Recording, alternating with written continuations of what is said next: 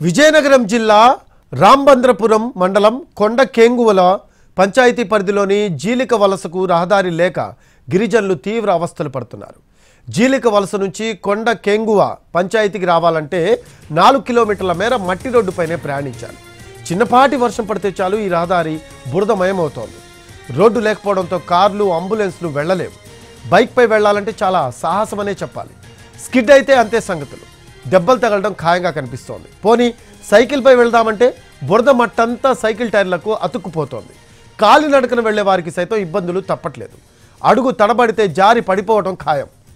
జీలిక వలస కొండ కేంగువ మధ్య ఈ దారి మధ్యలో 2 గెడ్డలున్నాయి.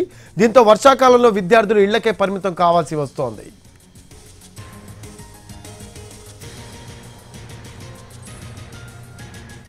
బొబ్బిలి మండలంలో కొండ పక్కనే ఉండే చివరి గ్రామం జీలిక వలస. ఈ చిన్న గిరిజన గ్రామంలో 40 ఇళ్లున్నాయి. 120 మంది నివసిస్తున్నారు. స్కూల్ విద్యార్థులు 20 మంది, కాలేజ్ విద్యార్థులు 6 ఉన్నారు.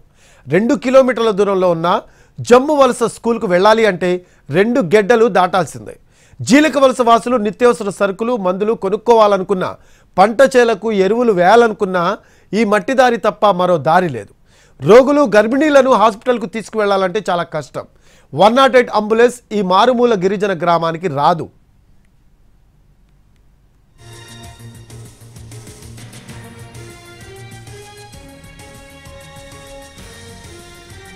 ఆరేళ్ల క్రితం ఓ వ్యక్తి ఆసుపత్రిలో మరణిస్తే బైక్ పైనే మృతదేహాన్ని తీసుకొచ్చారు. దీంతో తమ గ్రామాన్ని ఐటీడీఏ పరిధిలోకి చేర్చాలని ప్రభుత్వానికి విజ్ఞప్తి చేస్తున్నారు గిరిజనులు. ఇప్పటికైనా రోడ్డు వేయాలని డిమాండ్ చేస్తున్నారు.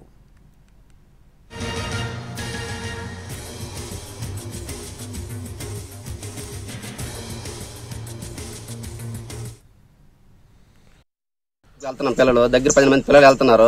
అయితే ఇప్పుడు గ్రీన్ ఫీల్డ్ హైవే లైన్ రావడం వల్ల కూడా పిల్లలు వెళ్ళడం కూడా దారి లేకుండా అయిపోయింది సార్. ఈ విషయం సంబంధించి మన విజిలెన్స్ గ్రీవెన్స్ కూడా మనం కలెక్టర్ గారికి కంప్లైంట్ ఇచ్చాము. కలెక్టర్ గారు కూడా అక్కడ నుంచి మన బొబ్బుల ఆర్డీఓకి సంబంధించి పంపించారు.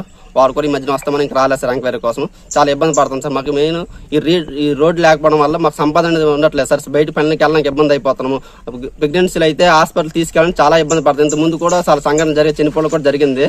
మరొక విషయం ఏంటంటే మేము ఇంతకుముందు ఒక 6 months బ్యాక్ ఒక చనిపోతే అతను బండి మీద తీసుకొచ్చాను సార్. వీళ్ళు మళ్ళీ ఎవరికి గర్భిణికి అయితే మనం డోర్ కట్టి తీసుకెళ్తున్న పరిస్థితి వస్తుంది. కాబట్టి మాకు త్వరగా రోడ్డు వేయించి మమ్మల్ని ఆదుకోవాలని మేము కోరుకుంటున్నాం సార్.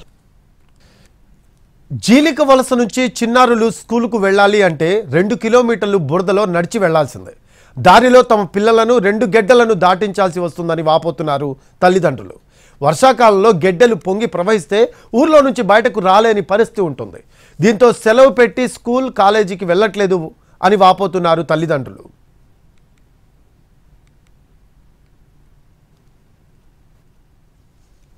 రోడ్డు సదుపాయం అనేది వర్షాకాలంలోనైతే చాలా ఇబ్బందికరమైంది. ఎందుకంటే మాకు 2 గంటలు దాటి వెళ్ళాలండి. ఒక ఆటో రాదు, బైక్ వెళ్ళదు.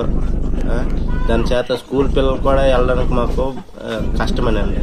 ఎందుకంటే రోడ్లో గెట్టలు దాటి వర్షాకాలం అయితే మేము పెద్ద వరదలు గట్ట వస్తాయి దాటి మా స్కూల్ కూడా ఇక్కడ లేదు. వెళ్తే పండగ వెళ్ళాలి, లేకపోతే జుమ్మవలసిన గ్రామం వెళ్ళాలి. హైవే రావడము అక్కడ కూడా రోడ్డుకి దాటే పరిస్థితి కూడా లేదు. ఎందుకంటే అక్కడ చిన్నపిల్లలు దాటడానికి